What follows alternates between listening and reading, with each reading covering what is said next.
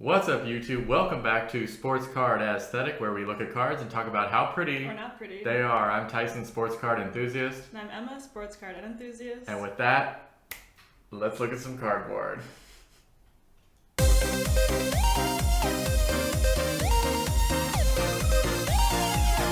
Okay, Emma, I've got a special treat for you today. Boy. You're going to get to see today's card in hand. In the flesh? In the flesh. In the cardboard. As it lives and breathes? Yes, as it lives and breathes. This is a 1996 Flair Showcase Row 1 Kobe Bryant. You know Kobe, right? I do. All of the words leading up to you saying Kobe, I didn't Was understand. nonsense? Yeah. Was just gibberish? Yeah. Okay. So the card I want you to look at is actually a more magnificent version of the card that I have. I have just sort of the normal card. There's a special version of the card which is actually numbered to 150, and I'll show you the difference between that. So first we're going to look at the really nice one, and then I'll show you the sort of just common one that I have.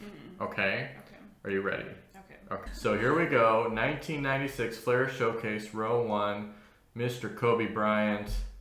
There it is. So meld with that card for a minute, and then we will get your first impressions. Okay, Emma, first impressions on this card. Well, so I feel like I maybe have seen either this card or like an image like it, because when I think of Kobe Bryant, I feel like this image is just like what the picture floating around in my mind looks like. And I don't know. Which one? Like both, just like these, both of them. these just like floating images of Kobe Bryant's face. It's like Kobe Bryant. You think of Kobe in the flesh with sort of ghost Kobe right behind him? Yeah, looking out for him. There's something like I don't know if it's just it is some familiarity that I've seen somehow. I don't know how, but or it just I don't know. It looks like how I picture him.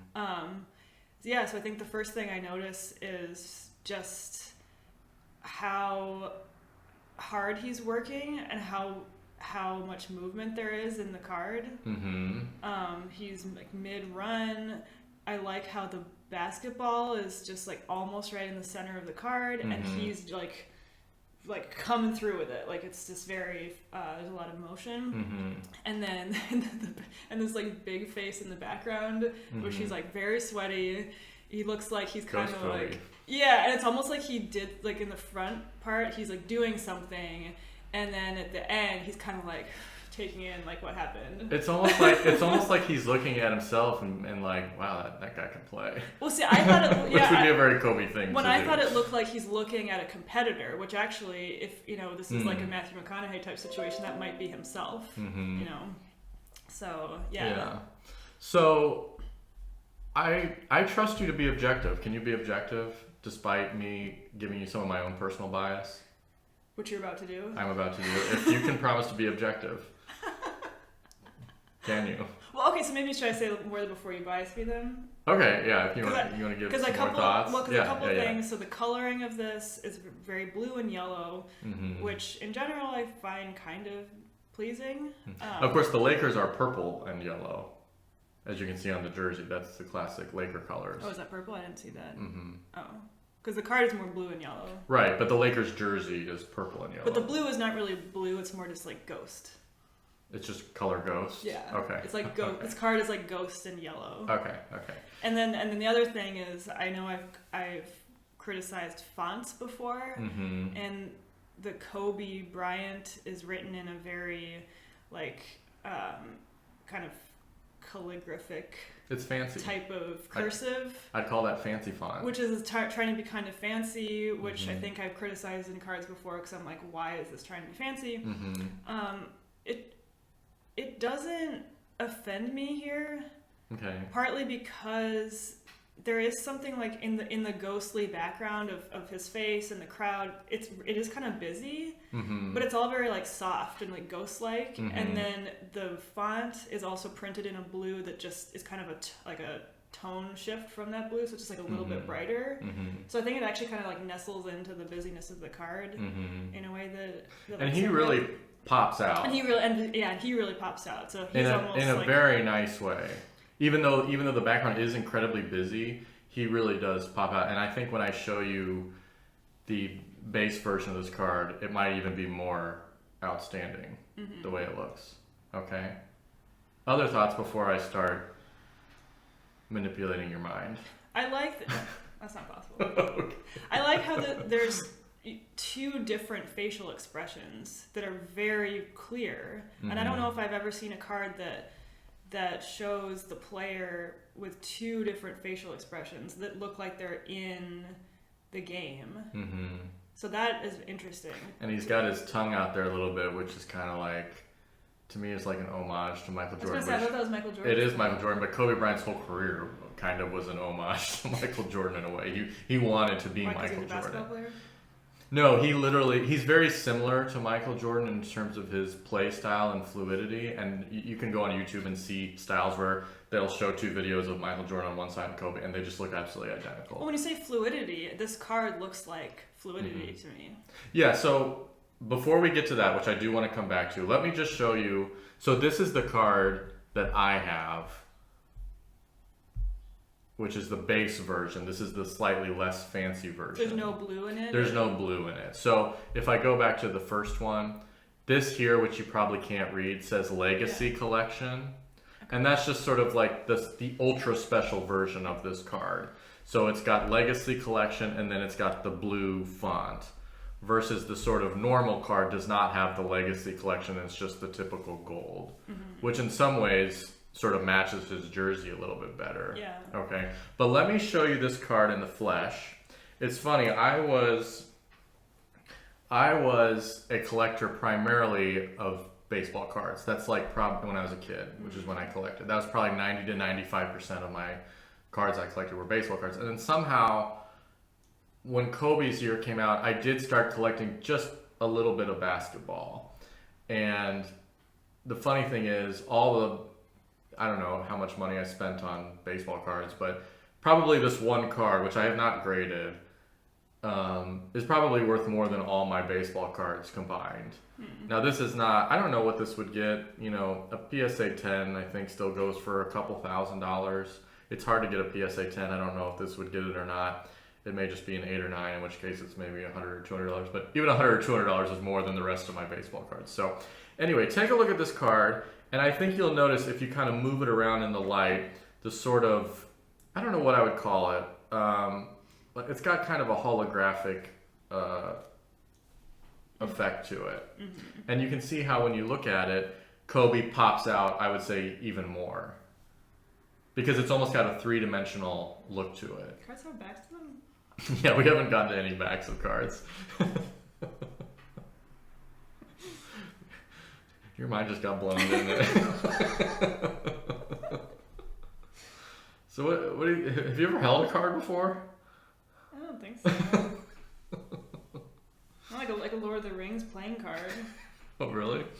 Well, yeah, they have all those like holographic things. Oh, okay. Yeah. So what do you think by looking at the actual This looks card? like a ring wraith card. A what? A ring wraith card. I don't know what that means.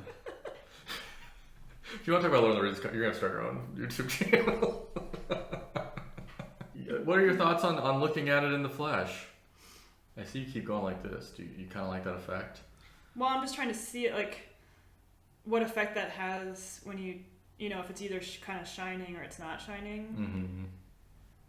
Yeah, it actually, like when it shines, you see the ghost version of him better. It kind of sticks out more, and then it recedes more into the background when it's not shining. It just becomes like a regular background. It's fine. So I'm going to additionally make the case that this is, and I am very biased because I've always loved this card since I had it as a kid. I'm going to make the case today that this is arguably the most beautiful basketball card in existence. The legacy one is actually even better than mine. One thing there's a lot of things I want to talk about that. Let's talk about the blue first. So the classic colors of the Lakers are purple and gold, which you see on the jersey there.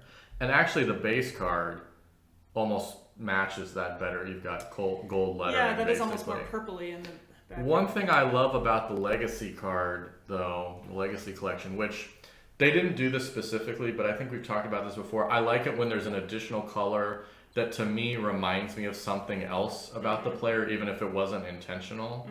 So one thing about the Lakers is, of course, the Los Angeles Lakers used to be the Minnesota Lakers, the Minneapolis Lakers. That's right. And so sometimes they'll wear throwback jerseys. And so here's a version of Kobe wearing a throwback Minneapolis jerseys Laker. And you can see instead of purple and gold, it's more of a light blue and gold. You see that? But who's that? That's Kobe. Oh. Yeah. So they would occasionally in games they'll wear these throwback jerseys. Okay. He played for Minnesota. Huh? He played for Minnesota. Okay, you're not understanding. So the Los Angeles Lakers, which is what Kobe played for, they used to be the Minneapolis Lakers in their organization. Sometimes the teams themselves will wear old jerseys within their team to. So this is a throwback. This is him playing for LA, just wearing a Minneapolis wearing jersey. A throwback jersey. Yeah. Okay. I see. Do I need to mansplain that anymore? I see. So he played for Minnesota. It's Minneapolis, first of all. It's not the Minnesota Lakers. And then they've also got these other jerseys that I tried to look up the history of this jersey. I couldn't tell if this was a pseudo callback to the Minneapolis Lakers, but they've also worn these jerseys, which is Los Angeles Lakers, but it's very blue heavy, which I kind of feel like is a callback to the Minneapolis Lakers. You feel like? That's just my hunch. Yes, I feel like. Well, because why is that? If the LA Lakers are gold and purple, where does the royal blue jersey come from? I think it might be a callback to their history in Minneapolis. But that's not the same blue as the last It is. jersey. It is a different blue. But anyway, this is all a long way of saying when I like the legacy blue because to me there is something about the purple and gold of the Lakers uniform that goes with that. I mean, it is ridiculous color. to move to LA, keep the name Lakers, and then remove all reference to water whatsoever, and still have the name Lake. Yeah. Like they kind of made some blue, I think. Take it up with Genie Bus. So, so I like the blue on this card, even though technically it doesn't go with the purple and gold per se. Now, a couple other things I want to try to sell you on. There were different versions of Kobe cards in this. So this is called row 1. We don't need to get into that, but there were 2 other types, pictures basically. And this one has the subtitle Grace. So I know that's a little heavy-handed and that's why you're giggling already, but this is a very graceful card. Yeah, but then why do they stamp the word Grace on it? Because they had this whole collection of, there's a Grace card, there's a style card, I forgot what the other one was. But anyway, they picked a graceful pose, and I want to make the case here that one of the reasons this looks like so graceful, and I have a big pet peeve with any sports card where the player just looks all discombobulated like that. He's like a unit. Like the Tom Brady Bowman card where he just looks ridiculous. I mean, this is like Michelangelo's David. And I think part of the reason that this looks so good is because when you're in motion as a sports player, when you're kind of in the middle of a motion, one way or the other, I think you can look kind of awkward. And obviously he's not stopped, but what he's doing here with his right leg is he's about to plant. So you can imagine him planting on that right leg and then going the other way, sort of. I know you don't play basketball. That's how running works. You go on one leg and then the other. But in basketball, there's a lot of like side shifting running like this. And I can imagine he's planting on that right foot and then about to go to the left. And so what it does is it takes a fluid motion, but it catches him essentially as he's sort of momentarily stopping. A turning point. And so it's a natural resting point in the position of the body. So it's not an artificial, because that is what a still image of motion does, is it almost looks unreal because it's taking it out of the context of the like before and the after that you would see in time. Yeah. But you're right. So if this is taking an image from a place that's naturally a pause because it's a turning. It's like this little pause, and so his body actually looks perfectly athletic in that moment. It doesn't look like he's just out in space, because actually, you're right. If you think about a photo of an athlete doing something athletic, Their arms are, it does almost look like they're in space, you know. And something I'll add to but this has like too. a gravity to it. Like you can see him planting. So when you just say gravity, that's exactly what I was just going to say. And I was going to connect this. I wasn't going to say gravity, but I was going to say he looks very grounded in this card. And I think another thing that serves it well that we've also criticized is when athletes' bodies are cropped in awkward ways or partial ways, and here they've perfectly framed. His bottom foot is planted to the bottom of the card. It's just about his head is just right at the top, and the side is just, he's perfectly framed. His entire body is in the picture. And I guess the other thing that gives you that sense of him really planting actually is the left foot, which is like up. You know, it is catching him in like this perfect mid stride. Does that make sense? So I just think, even though you can say that the grace is a little bit heavy-handed, it actually fits this card perfectly. And Kobe Bryant was one of the very graceful basketball players. You know, whether you liked his overall style of play or not, there's no arguing that he was incredibly fluid basketball player. He rarely looked awkward in his motion. And so this is a card where he's just perfectly planted and does look incredibly graceful compared to a lot of cards that you see where people are in motion. So I really like that about it. Now, next thing that I'm going to try to sell you on. So I think I mentioned this to you once before, but there's this thing, I'm not going to get into the whole history of it because I don't even know the whole history of it, but in art, there's a thing called the golden spiral. Da Vinci had something to do with it, but there's a whole mathematical reason for this curlicue that I'm going to show you. And let me just bring it up here. Oops. So this is the golden spiral, which there's a mathematical reason why this is aesthetically pleasing.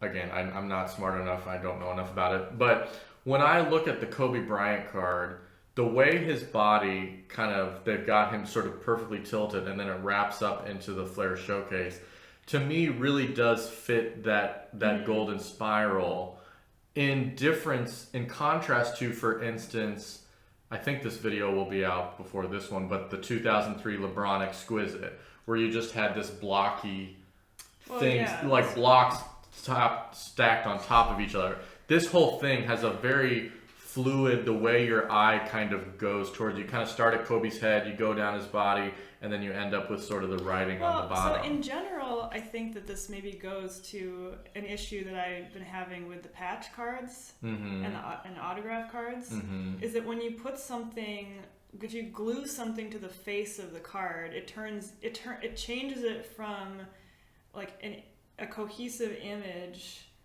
that, you know, covering the whole face of the card to like a collage, and you're pulled out of the illusion of the picture and you're looking at a surface, and you're looking at different kinds of textures, which I guess that's part of the purpose of the card, is to have that on there.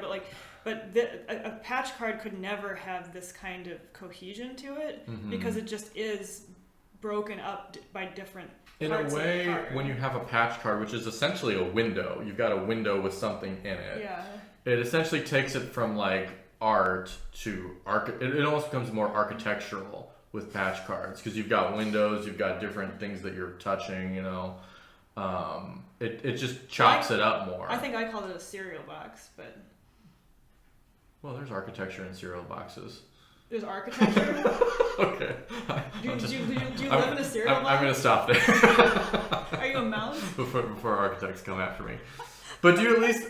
I don't think I'm stretching it too far when I say that this does actually fit, it has that in curvature, general, the golden spiral. Yeah. And I've never seen another card that instantly reminded me of that type of flow. Two other things I want to say about this card now that I'm looking at it. Yes, go ahead. It seems unique. I guess I'm not thinking of other examples, but it seems unique in that it has all of its text in one place. There's nothing, no other stamp or logo or label or anything textual that isn't just put at the bottom, which really does, even though it is a kind of busy card, it kind of clears that space away for there's kind of a contrast between like where the text is and where the image is, which I think kind of balances it nicely. And then also I thought too that the stamp that what was it called, Flair Showcase? Flair Showcase, Grace, and then the Legacy. And then there was Legacy Collection. Those two stamps on that side, those two sides, over the Kobe Bryant, which looks like a title, and then the bottom looks like the like production company or something. This looks like a movie poster by having those two stamps like that. Those almost look like those like Sundance Awards or something. Yeah, you're right. Yeah, the Flair Showcase and the Legacy Collection really do look like someone's just stamped those on like a passport or something. It looks like he did well for himself at the film festival circuit or something. Yeah. Well, he's an Oscar winner, so. He is? Yeah. For what? He won an Oscar for Best Animated Short Film. Animated? Mm-hmm. What do you mean? What did he do in an animated film? Well, he didn't animate it, but he wrote and directed it, I think. Oh, really? Yeah. Oh. It's about, I've never seen it, but. Okay, anyway, so. Yeah, I mean, the only thing that I don't love about the card, I don't like the font of Los Angeles Lakers guard. That seems like less sophisticated. Maybe because of the shadowing that it has. I don't know. Although it does kind of look Hollywoodish, but actually. Shadowing, everything about this card has like shadowing. It's like well, the stamps like don't. Ghosting. The stamps don't though. The Flair Showcase and Legacy don't have any shadowing. Because those are like put on over the poster after the festival. Okay. I don't know. I think a lot of the like design of this card is actually very intentional. Like it does seem like this. Just like this. Just even you're complaining about the lack of shadow in there in the stamps, but not there. But I think it actually kind of makes sense. So Flair Showcase, I think a lot of the Flair Showcase cards of the mid to late 90s are really good looking cards. I think this one, because of the way they're catching Kobe on that slant, where it is just sort of this perfect pause in his momentum, along with the way it sort of fits that aesthetic spiral, is the one that really stands out to me amongst this generation of cards. And I'm biased because I've had this the base version of this card since I was a kid, so I've had a lot of time to look at it. But I think this is an absolutely beautiful card. But you need to be objective. Do you have anything else to say before you rate this one? What was the one thing you said you didn't like? The Los Angeles Lakers guard, the type.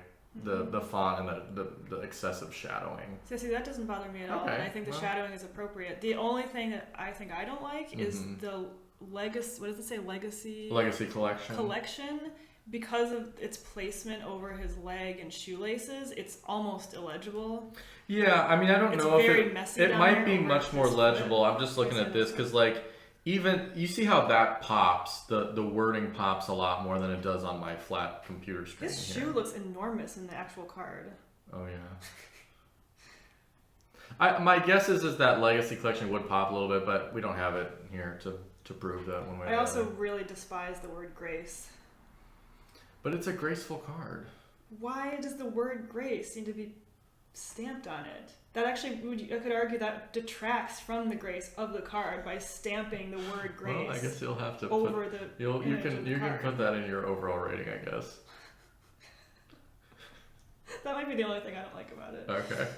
All right. Now I don't want to bias you too much. It's your grade. So, Emma, from 1 to 100 pretties, in honor of the defunct alternate title of this channel, Pretty Sports Cards. Can you stop saying that? It's defunct. What do you want me to do about it? What do you grade this card? And don't let me in. Whatever it's your. So up to you. Judge it objectively on its aesthetic merits. We've said almost exclusively good things about this, and the number of things that we've had to say about this is, I think, like more than most cards we've looked at so far. There's a lot going on here, and it doesn't get in the way of itself in any way. And actually, like, as much as we talked about how good his pose is here and the other aspects of the card that we like even that I think makes it a good card. But then it's like, we haven't even talked too much. We did, but not too much about like just that other photo of him in the background, which I guess like I keep going back to that and just like what his expression looks like. Yeah. It just gives it like there's just a lot in the card. Yeah. There's a lot to look at. There's a lot, but they balance it all so nicely. Yeah. Yeah. I think the Grace is the only thing I don't like. 94. 94? Okay. 94 Pretties for the 1996 Flair Showcase Row 1 Legacy Collection. Kobe Bryant, that's a high score. That's a high score. That's the same score you gave the Upper Deck Griffey. Oh, is was it? 94. So you didn't go. They're very different, You but didn't go quite above that. So that's a high score, and I don't even like Kobe Bryant that much. That's all for Sports Card Aesthetic. I hope you enjoyed this episode. I'd love to hear your all's comments if you agree or disagree with us. And please like, please subscribe, tell your friends. And with that, we'll catch you on the flip side.